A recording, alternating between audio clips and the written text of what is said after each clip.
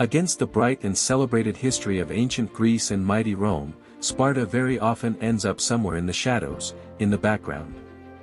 It is usually remembered only when the conversation turns to heroic battles against Persian invaders, especially thanks to the famous films of Zack Snyder, or when people mention the extremely harsh, almost ascetic way of life of the Spartans.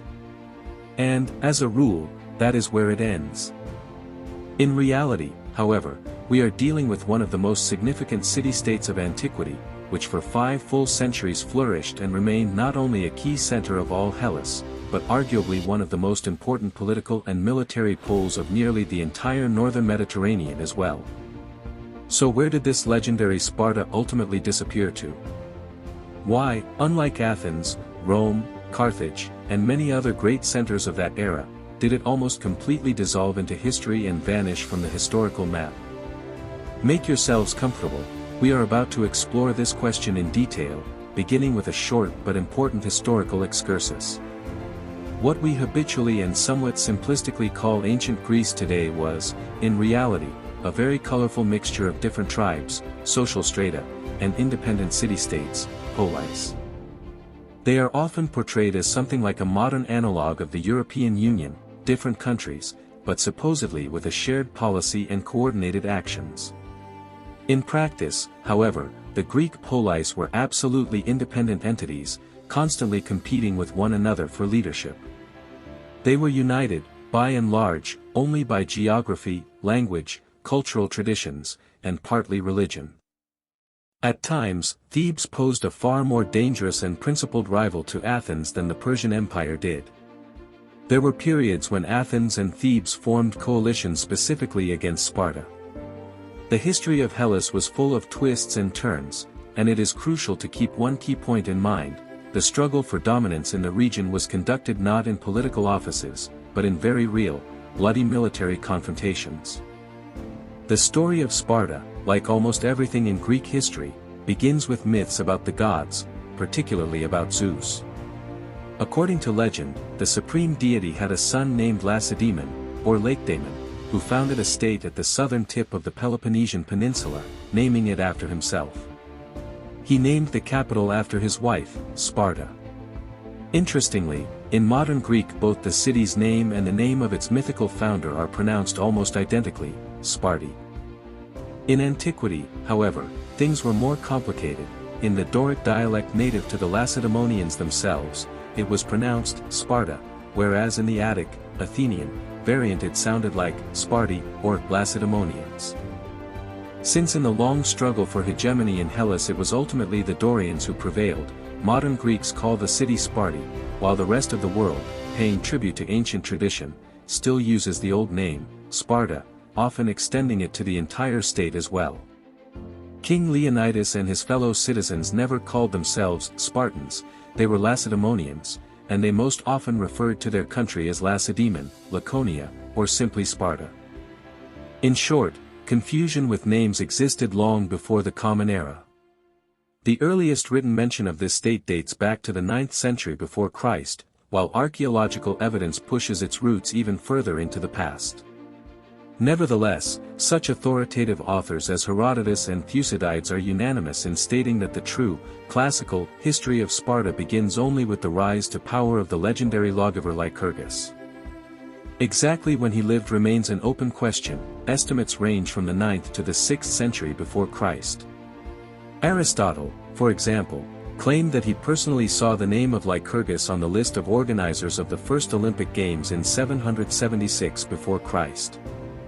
One thing is clear, it was after the reforms of Lycurgus that the Sparta we know emerged, with its stern, physically powerful warriors, its famous shield wall battles, the custom of throwing foreign envoys into deep wells, and everything else usually described in documentaries about the Spartans.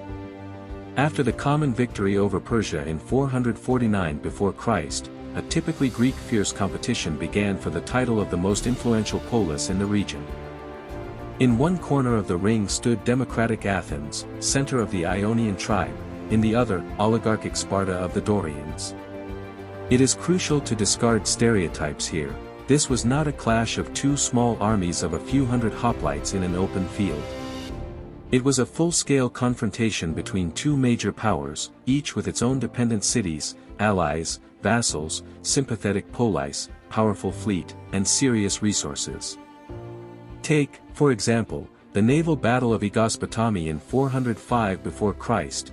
Around 300 ships participated on each side, nearly as many as would later fight in the Grand Battle of Actium between Octavian and Cleopatra in 31 before Christ. The scale of the Peloponnesian War was truly colossal. After nearly 30 years of bloody struggle, Sparta emerged victorious. The irony of fate is that if you open any popular article about the causes of Sparta's decline, you will inevitably encounter a standard list: oligarchic system, concentration of power in the hands of a narrow elite, cruel exploitation of Helot slaves, degeneration of the upper class, and so on. Yet it was precisely these same features that first led to the defeat of Athens in that very war. It was Athens that ruthlessly squeezed resources from its allies. It was in Athens that democracy eventually turned into the rule of a tiny group hated by the majority. It was Athens that ultimately found itself in near total isolation. From Thebes to Sicily, most polis preferred to support Sparta, simply tired of Athenian expansion and greed. And do you know what is even more paradoxical? Sparta's triumph in the Peloponnesian War ultimately became the main cause of its own decline. In the complex game of Greek powers there was always a third major force, the Persian Empire. By that time, Persian kings no longer dared to send massive armies directly into Greece, but throughout the 30 years of conflict they actively intervened financially, generously subsidizing the sides with a single goal: to keep the meat grinder running as long as possible. Most often, the money went to Sparta, and this predetermined its victory. A classic example is the rapid creation of a Spartan fleet almost from scratch, vividly described by Thucydides in his history of the Peloponnesian War. At first, both sides tried to observe at least some unwritten rules of warfare, but over time the conflict reached an extreme level of brutality. The last moral, religious, and cultural taboos disappeared. This is precisely where lies the main reason not only for the fall of Sparta, but for the collapse of the entire civilization we call ancient Greece. After the war ended, the territory of Hellas lay in ruins. Athens was completely exhausted and devastated. Sparta itself turned into a state living on constant financial injections from Persia, along with the obligations to its creditor that came with them.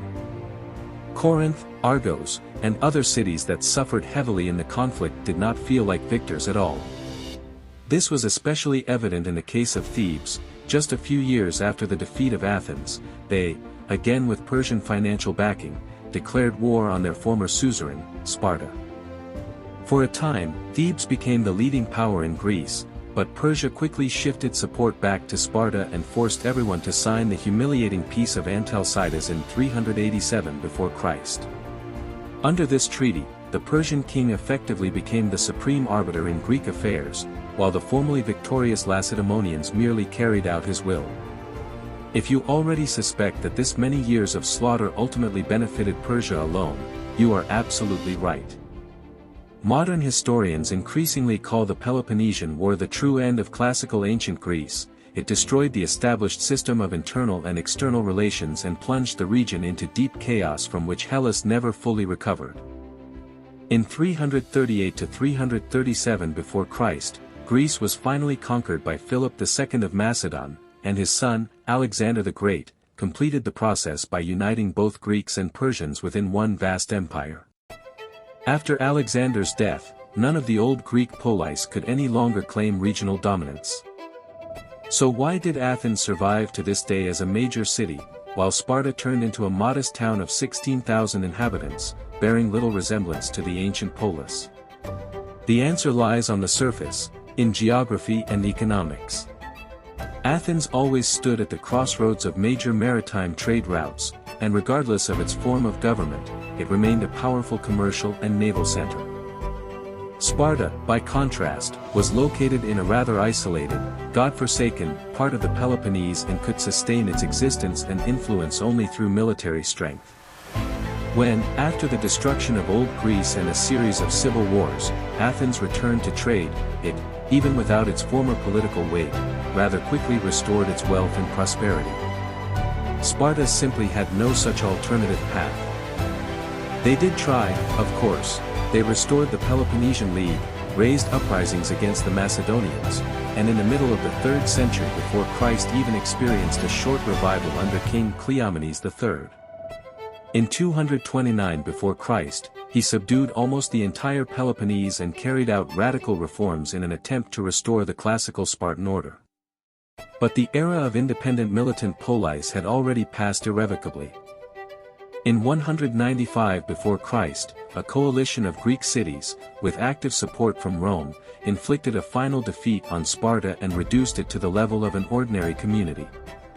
Notably, even in that battle the Lacedaemonians fielded 30,000 warriors and fought to the last, refusing to capitulate even after the Romans surrounded the city itself. And in 146 before Christ, Rome accomplished what Persia never managed, taking advantage of Greece's centuries-long weakening due to endless internecine wars. It fully subjugated the region and turned it into a Roman province. However, contrary to popular belief, the history of Sparta did not end entirely there. Like Athens, it was granted a certain degree of self-government out of respect for its former glory. There is evidence that as late as 161 in the Common Era, a detachment of 500 Spartans fought as part of the army of Marcus Aurelius against the Parthians. Later, a 12-kilometer aqueduct was built in the city, infrastructure unlikely to be constructed for an almost extinct settlement.